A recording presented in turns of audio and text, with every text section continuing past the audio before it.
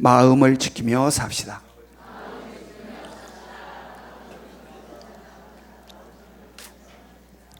다시 한번 조금 더 활기 있고 싱그러운 모습으로 주님의 마음으로 삽시다. 시작.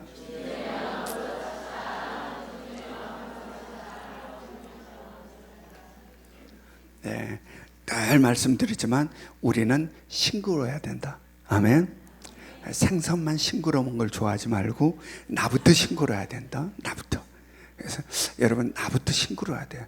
집안 식구들이 싱그러워야 좋아요. 쭉 쳐져 우거지상이 좋아요. 우리는 그거 좋아하면서 왜 나는 싱그럽지 않은가? 우리 스스로 싱그러워요. 다시 한번 주님의 마음으로 삽시다. 싱그러운 모습으로 시작.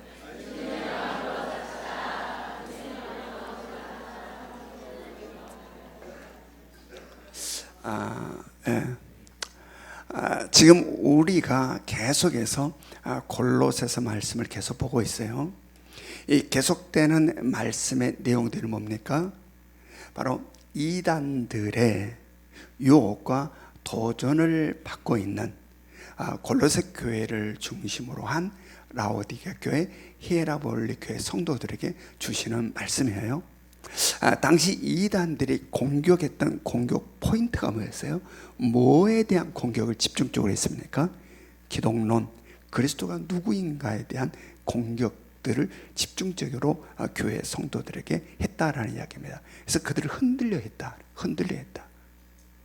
그래서 지난주 말씀에서는 바로 그 이단들 중에 영지주의자에 대한 말씀 우리가 함께 나누었어요. 그들은 헬라 철학을 근거로 예수 그리스도의 신성과 인성에 있어서 신성을 부인한다든지 또는 인성을 부인했다라는 이야기입니다. 그래서 예수가 그리스도가 아니다라는 그런 부정적인 주장을 했다. 그런데 오늘은 이어서 바로 이단들 중에 율법적 이단들에 대한 말씀을 우리가 다시 한번 같이 나누려고 합니다. 자, 이러한 이단들, 당시에 이러한 이단들이 교회를 이렇게 힘들게 했어요. 그런데 당시 이렇게 힘들게 했던 이단들이 그때만 있고 끝났을까? 아니요. 지금까지 계속 이어져 내려온다는 사실을 깨달으시기 바랍니다. 왜냐하면 그것은 영의 세계와 연결되어 있기 때문에 그래요. 바로 그들의 배후에 바로 어둠의 영, 이 속임의 영인 공중권세나 사단 마귀의 역사가 그때만에 있는 게 아니라 바로 주님 다시 오실 때까지, 그들의 마지막 불못으로 던져지는 그때까지 공중권세와 사단 마귀의 역사는 지속된다. 그로 말미암아 바로 이단들의 준동은 주님 다시 오실 때까지 계속 지속되는 것이다. 그러므로 우리는 바로 이 사단의 역사로 인해 나타난 이단들의 이러한 유혹과 도전을 항상 경계심으로 바라봐야 된다. 네. 우리 가운데 혹시나 나는 괜찮아, 내가 신앙생활을 몇 년을 했는데 나는 다 분별할 수 있어 라는 이것은 영적 교만이에요. 항상 우리는 나도 넘어질 수 있다라는 생각으로 항상 경계심을 가져야 된다. 이 신앙생활에 있어서 이 안일함에 빠지면 안 되는 거예요. 이 영적인 영역에 있어서 항상 나의 연약함을 인정하고 항상 나도 언제든지 넘어질 수 있다. 저 역시 마찬가지예요. 항상 넘어질 수 있다라는 그러한 인식 가운데 신앙생활을 늘 깨워서 긴장 가운데 신앙생활을 할 수 있어야 한다. 오늘 말씀 제목이 뭡니까? 그리스도의 할례라는 얘기예요. 이게 생소한 단어예요. 그리스도의 할례. 이 그리스도의 할례란 게 뭘까? 구약에서 말하는 할례와 오늘 본문이 말하는 그리스도 할례와는 어떠한 차이가 있는 것일까? 오늘 하나님이 우리에게 주신 말씀을 통하여 함께 깨달아가는 은혜가 있기를 원합니다. 당시 성도들을 유혹하고 교회를 혼란스럽게 했던 율법주의적 이단들, 이들은요 영주주의자들이 뭘 근거로 유혹하고 도전했다고 그랬습니까?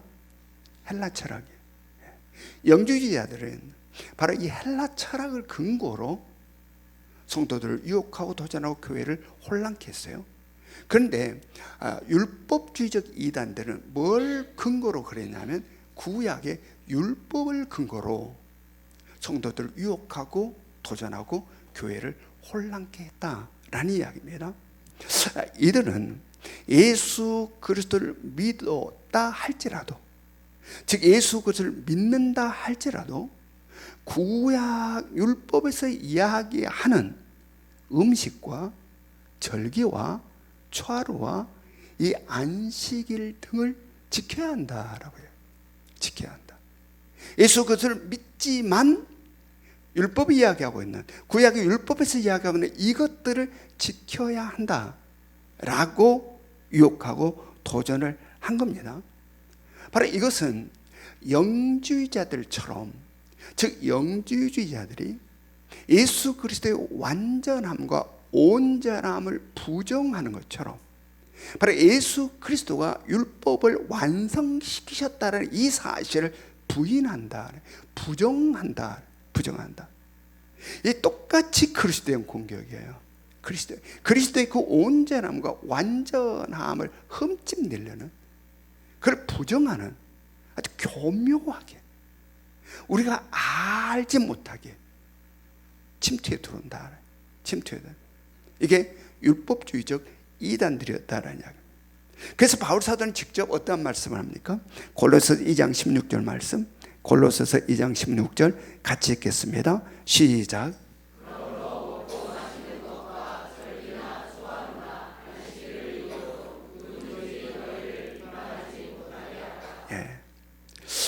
그런데 지금도 이런 이단들의 영적 DNA가 그대로 우리 가운데 흘러오고 있다는 사실을 우리는 깨달아야 돼요. 바로 이것들을 지금 이때 이야기하고 있는데 바울 사도가, 그런데 이것들이 지금도 이 이단들의 영적 DNA가 우리가 살고 있는 지금 이 순간에도 흐르고 있다는 이야기입니다.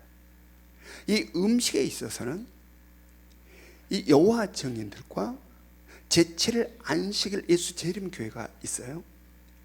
이런 등등의 교회가 있고, 그 다음에 또 안식일에 있어서는 토요일을 안식일로 지켜야 한다. 그래서 지금도 토요일을 안식일로 지키고 있는 제7일 안식일 예수 재림 교회가 있고, 또 지금도 구약에서 말하는 절기들을 지켜야 한다라고 해서 지금도 유월절을 지켜야 한다.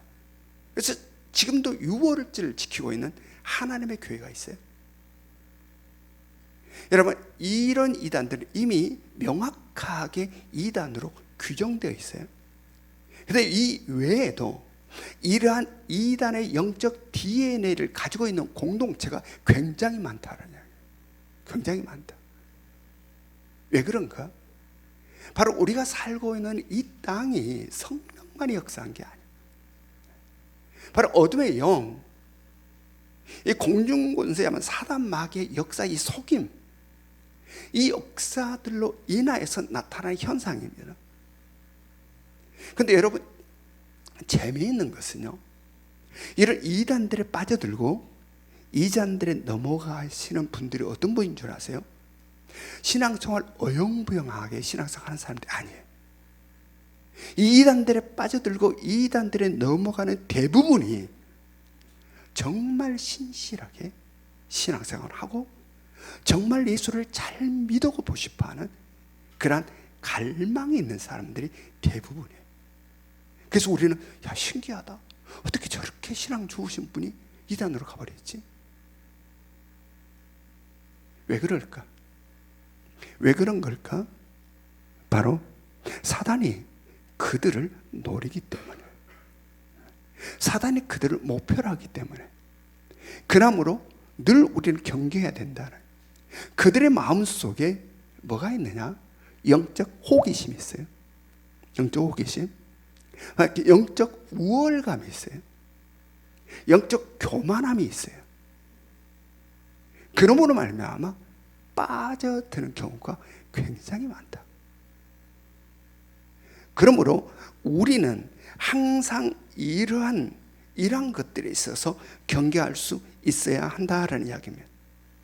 성경에서 말한 성령이 하나 되게 하심을 따라, 성령이 하나 되게 하심을 따라 공동체는 겸손과 순종으로 하나 돼야 된다. 바로 이러함 속에 우리가 살아가기 때문에 신앙생활은 공동체적이어야 한다. 아멘? 신앙은 공동체적이어야 돼요. 늘 수없이 이야기하고 또 수없이 이야기하지만 신앙생활은 공동체적이어야 한다. 바로 성령이 하나 되게 하심을 따라 그 공동체 속에서 겸손함과 순종함으로 하나 되어 신앙생활을 할 수 있어야 된다. 나름대로의 신앙생활 하면 안 된다. 나름대로의 신앙생활. 내가 신앙생활을 몇 년 했는데, 내 신앙의 열정이, 내 열심이 얼마나 대단한데, 이 영적인 우월감과 교만. 여러분, 사자가 누구 때를 공격할 때에 어떤 누구를 공격하는 줄 아십니까? 저는 종종 이 동물의 세계를 많이 봐가지고 그게 알아요. 근데 우리는 대부분 동물의 세계 볼 때에 누구 편을 들어요? 누구나 이렇게 잡혀 먹인 이런 동물. 그래서 막 사자가 막 저거 막 그냥 막 개고 내리면 가만히 냉정하게 생각해 봐요. 사자 그 못 먹으면 굶어 죽어요. 먹고 살기 위해서 하는 거예요. 나쁜 놈이어서 그런 게 아니라, 나쁜 놈이어서 그런 막 죽이고 돌아다닌 게 아니라 지도 살려고 그러는 거예요. 그런데 이 사자가 누구 때를 공격하는데 보면 어떤 누구를 공격하냐면 딱 뭉쳐있는 누구 공격하지 않아요. 그로부터 떨어져 있는, 좀 떨어져 있는 그런 누구를 공격해요. 그래서 숨통을 끊어버려요. 사탄이 그래요. 사탄이 바로 공동체 속에 딱 붙어있는 자가 아니라 바로 나름대로의 신앙생활을 하려고 하는 사람들, 떨어져 있는 사람들. 그래서 베드로 사도는 바로 이 사단의 공격을 사자의 공격으로 비유해요. 우는 사자처럼 삼킬 자를 찾는다.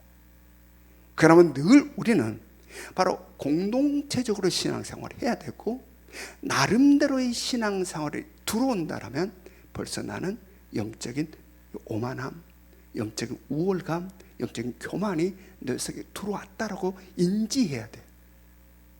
그래서 항상 성령의 하나 되게 하심을 따라 늘 겸손함과 순종으로 신앙생활을 해 나가야 한다. 아멘.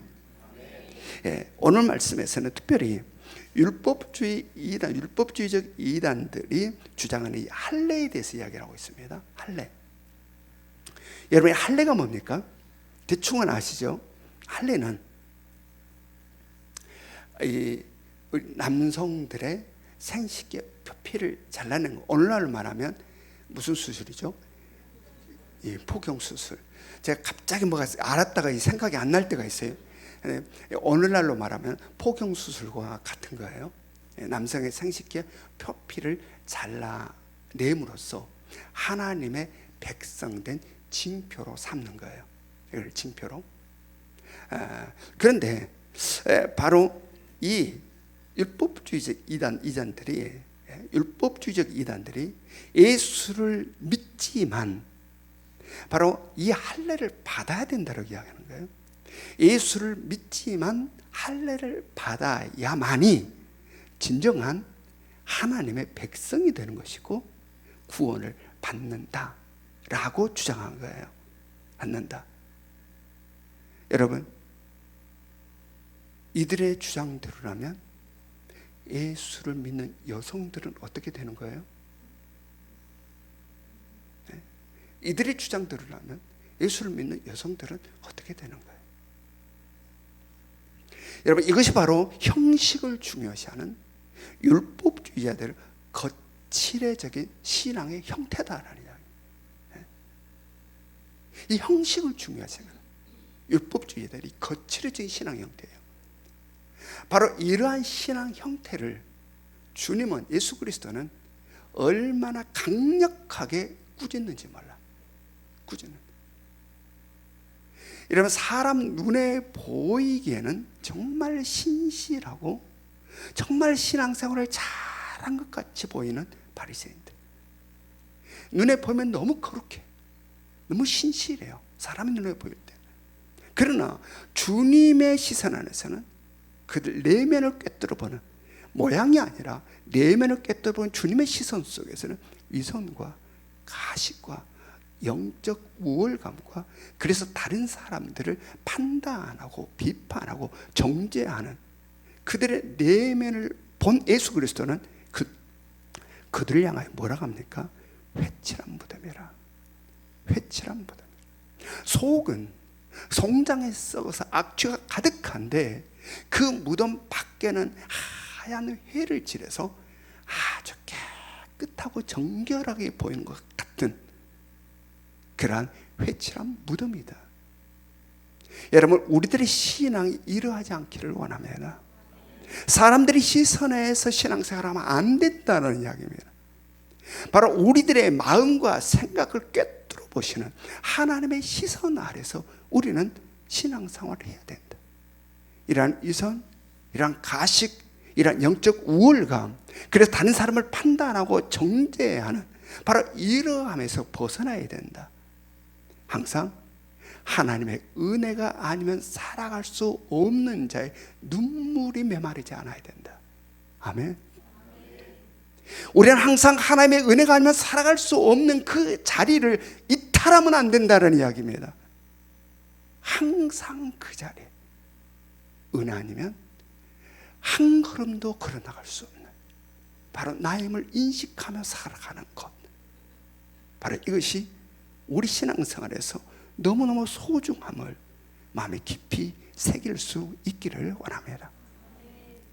이런 위선적인 형식을 중요시하는 율법주의자들은 예수를 믿어도 할례를 받아야 하나님의 친정한 백성이 되고 구원을 받는다라고 주장하는, 이에 대하여 바울사도 오늘 말씀에서 뭐라 이야기합니까?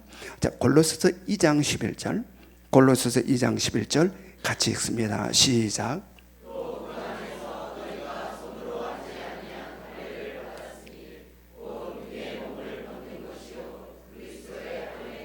예, 너희는 율법주의자들이 말하는 손으로 하는 그러한 할례를 받는 게 아니라 무슨 할례를 받았다고 이야기합니까? 그리스도의 할례. 그리스도의 할례. 너희는 율법주의자들이 이야기하고 있는 손으로 표피를 잘라내는 그러한 할례를 받은 자가 아니라 그리스도의 할례를 받은 자가 너희다 라고 이야기하고 있어요. 여기서 우리는 구약에서 말하는 진정한 할례의 의미를 우리가 다시 한번 살펴봐야 돼요. 자, 표면적으로는, 구약에서 말하는 할례는 표면적으로는 분명 표피를 잘라내는 그 행위가 할례예요. 할례. 그러나 진정한 할례의 의미는 거기에 있는 게 아니에요. 우리가 말씀을 봅니다. 에레미야 4장 4절, 에레미야 4장 4절 같이 읽겠습니다. 시작.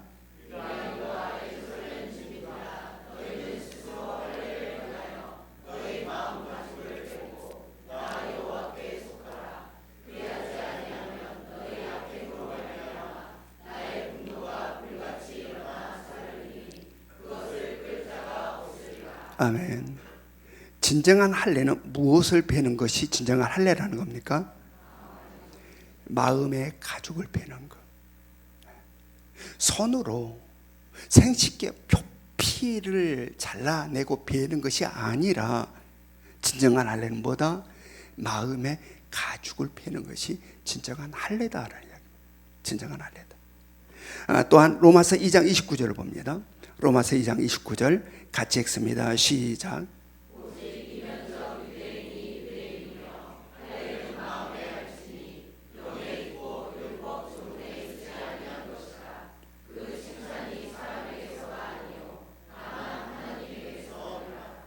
예, 진정한 할례는 어디에다 하는 것이라 말하고 있습니까? 형식적인 표피가 아니라 마음에 하는 것이 진정한 할례다라는 거예요. 할례다.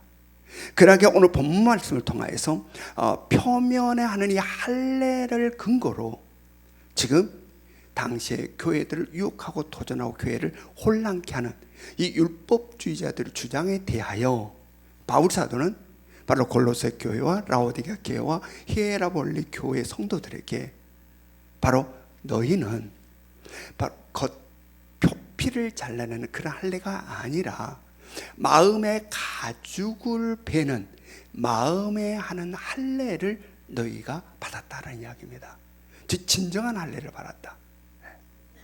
표피를 잘라내는 할례가 아니라 마음의 가죽을 베는 마음에 하는 진정한 할례를 너희는 이미 받았다라는 이야기입니다. 그러면서 그 할례가 무슨 할례라? 그리스도의 할례라. 아멘. 그리스도의 할례라. 다음 이어서 어떤 말씀입니까? 골로새 2장 11절 말씀, 골로새 2장 11절 말씀 같이 읽습니다. 시작.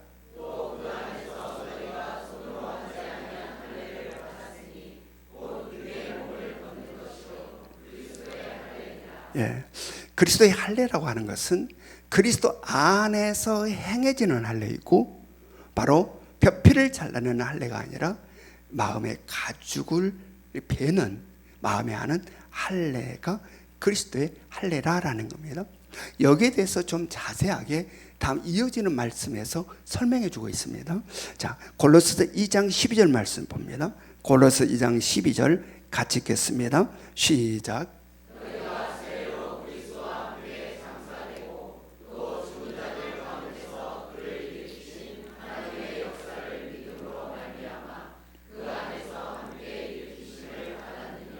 아멘. 여기서 지금 세례가 등장하고 있어요. 여러분 세례의 의미는 뭡니까? 우리가 예수 그리스도를 믿음으로 말미암아 예수 그리스도와 함께 나의 옛사람은 죽고 예수 그리스도와 함께 다시 새로운 피조물 새 사람으로 살아나는 것을 상징해요. 그래서 세례의 본영인 이 침례를 보면 침례는 주로 어디에 가세요? 강이나 바다에 가세요.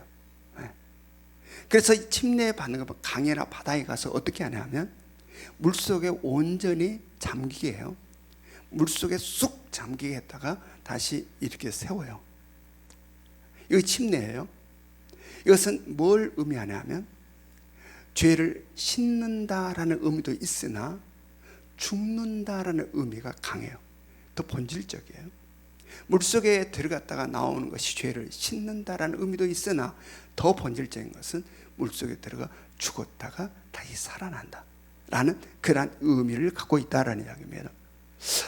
우리 교회사 안에 우리가 속해 있는 우리 교단에서 세례는 약식 세례를 하죠. 우리가 세례 받을 때 머리에 송술에 물을 뿌려요. 이것은 뭐냐 하면 바로 머리까지 물속에 잠겼다라는 그러한 상징. 실제로 강에 들어가서 푹 잠근 건 아니지만 머리에 물을 뿌림으로 말미암아 바로 물에 잠겼다라는 것을 이 침례와 똑같은 것을 지금 의미하는 상징. 모든 것이 다 상징이에요.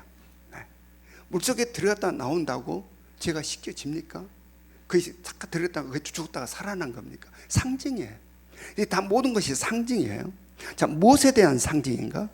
바로 우리가 옛사람인 나는 예수 그리스도와 함께 죽고 예수 그리스도와 함께 새 사람으로 태어났음을 상징한다.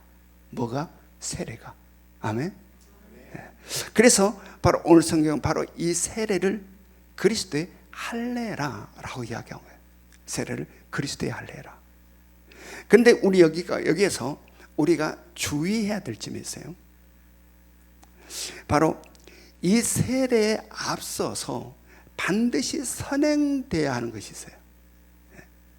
이 세례에 앞서서 반드시 선행되어야 하는 것, 그게 뭐예요? 믿음이에요. 믿음. 이것은 할례에도 동의를 해요. 할례도 자, 로마서 4장 9절부터 11절, 로마서 4장 9절부터 12절 같이 읽습니다. 시작.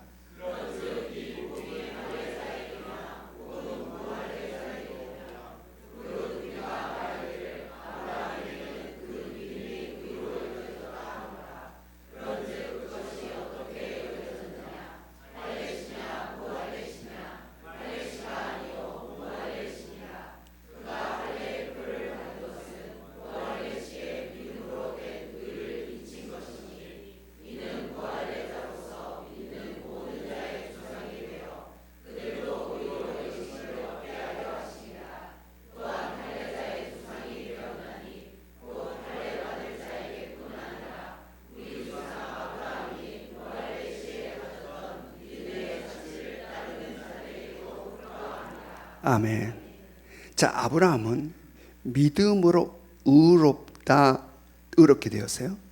아브라함은 믿음으로 의롭게 되었는데, 바로 아브라함이 믿음으로 의롭게 된 시점이 할례를 받기 전이냐, 할례를 받은 후냐라는 거예요. 자, 오늘 성경은 어디라고 이야기합니까? 할례를 받기 전이다. 아브라함이 믿음으로 의롭게 된 그 시점이 할례를 받기 전에 그러므로 하나님께서 아브라함의 믿음을 의로 여기시고 그것을 인친 것이 할례다라는 이야기입니다. 그러므로 할례를 받음으로 의롭게 된 게 아니라 믿음으로 의롭게 된 것을 인친 것이 할례다. 아멘. 할례를 받음으로 의롭게 된 게 아니다. 할례를 받음으로 하나님의 백성이 되는 게 아니고, 할례를 받기 전에 믿음으로 의롭게 된 것이 우선된다. 그리고 그 다음에 이것을 확인하기 위한 인친 것이 할례다. 세례도 마찬가지임을 깨달으시기 바랍니다. 세례도. 여러분, 바로 세례를 받음으로 우리가 의롭게 된 게 아니다. 세례 받기 전에 예수 그리스도를 믿음으로 의롭게 된 우리를 인치기 위하여 한 게 세례다라는 얘기예요. 아멘. 세례를 받음으로 어떻게 되는 게 아니야. 세례를 받음으로 하나님의 백성이 되고, 세례를 받음으로 구원을 받게 되는 게 아니라 이미 예수 그리스도를 믿음으로 의롭게 되었어요. 죄에서 벗어났어요. 그래서 하나님의 백성이 되었어요. 구원을 받았어요. 이것을 인친 것이 세례다라는 이야기입니다. 아멘. 네. 그러므로 오늘 성경은 바로 이 구약의 할례와 신약의 세례를 동일하게 연결시키는 것으로서 그리스도의 할례라는 표현을 쓰고 있다. 구약의 할례와 신약의 세례를 동일선상에서 연결시키는 의미 속에서 그리스도의 할례라는 표현을 쓰고 있다. 자, 이것을 좀 더 명확하게 우리가 확인하기 위해서 공동번역으로 오늘 본문 말씀 한번 읽어보기로 합니다. 골로새서 2장 11절부터 12절, 골로새서 2장 11절부터 12절 같이 읽습니다. 시작.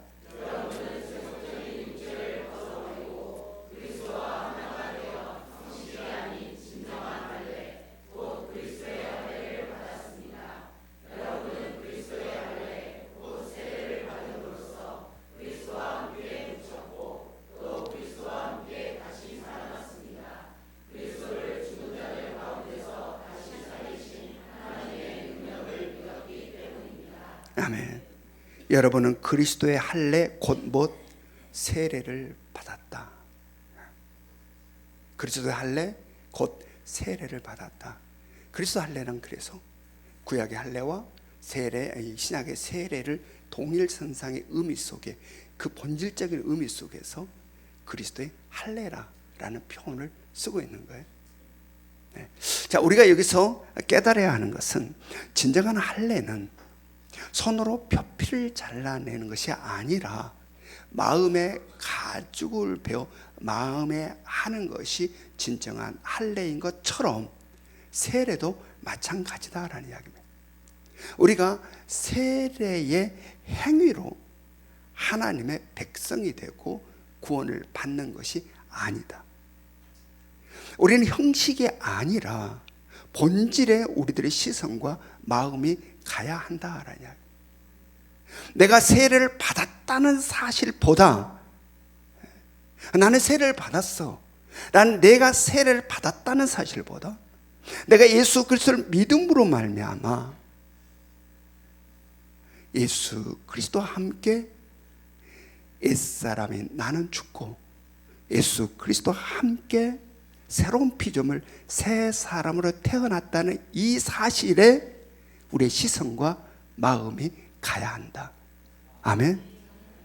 그러므로 우리는 옛사람이 아니라 새 사람으로 살아야 한다. 이것이 매우 매우 중요하다라는 이야기입니다. 내가 세례를 받았다라는 것이 아니라 나의 옛사람은 예수 그리스도와 함께 죽었고 나는 이제 주님의 주인된 새 사람으로 다시 태어난 사람이다. 여기에 우리의 시선과 마음이 가야 된다. 그래서 우리는 옛사람이 아니라 새 사람으로 살아야 된다. 이게 참으로 우리들의 신앙생활 속에서 중요한 부분이다. 내가 주인이 되어서 내 마음대로, 내 생각대로, 내 하고 싶은 대로, 내 기분대로 살아버리는 것이 아니라 다시 태어난 새 사람이 된 우리로 주님이 주인된 새 사람으로 살아가야 한다. 그런데 이게 만만치가 않다라는 이야기입니다. 만만치가 않다. 우리들의 생활이 얼마나 분주하고 바빠요.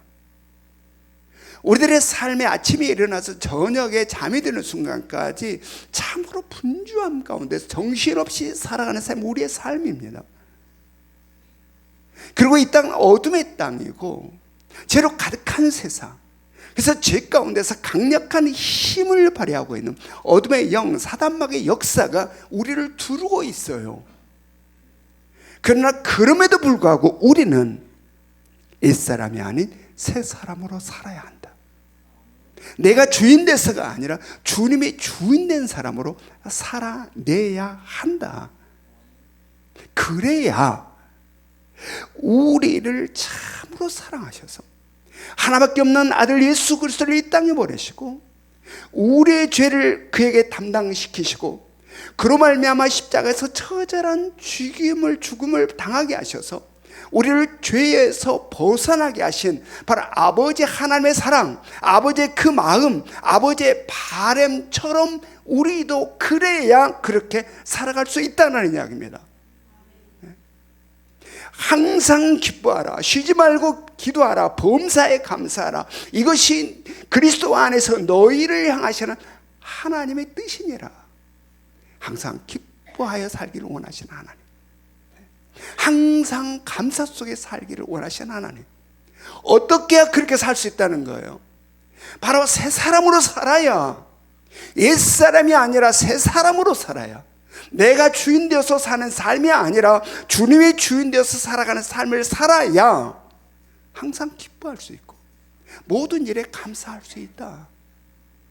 그러므로 만만치 않지만 우리는 옛사람이 아니라 새 사람으로 살려 해야 된다. 내가 주인이 아니라 주님의 주인된 자로 살려 해야 된다.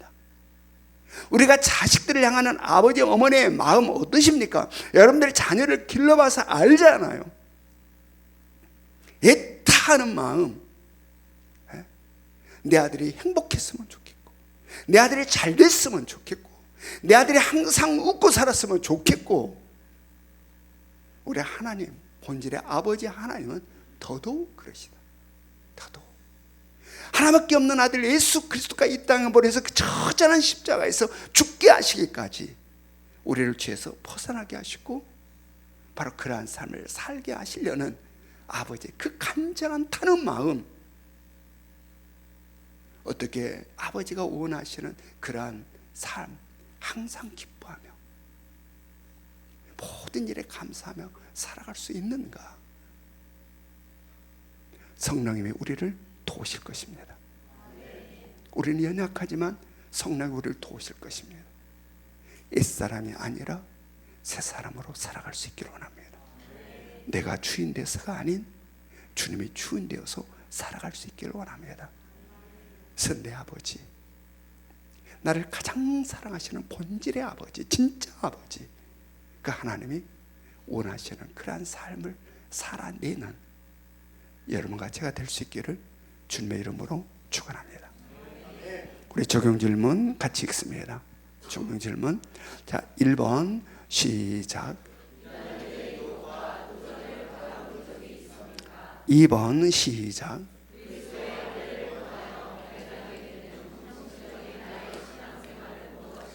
3번 시작.